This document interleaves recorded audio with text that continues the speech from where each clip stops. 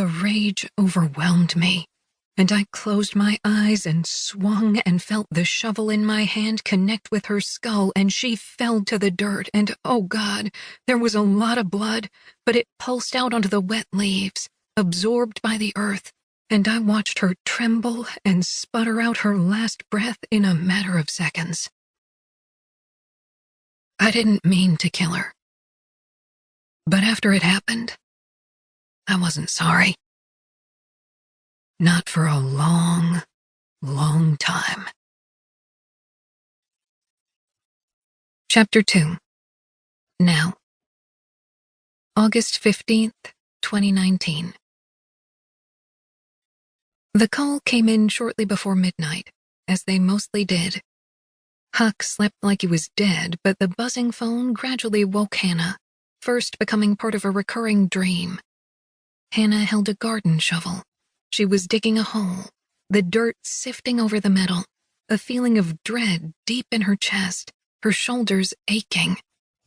The smell of something rotting, soil and death, leaves and worms.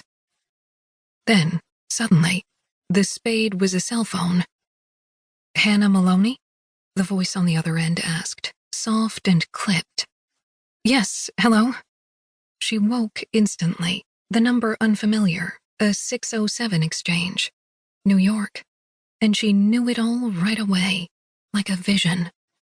Except not truly, she always had to clarify, if only to herself. She nodded, her legs swinging over the side of the bed, before the voice on the other end even said the words. "Car accident."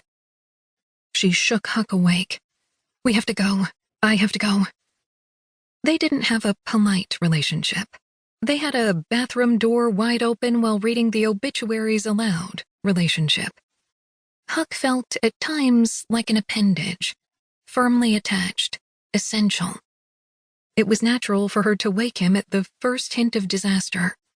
It was equally natural for him to assimilate, even while half asleep. The woman on the phone said, "You were listed in her phone as in case of emergency." At the same time, Hannah said, "I know." Hannah thought, what about Stuart? Is he alive?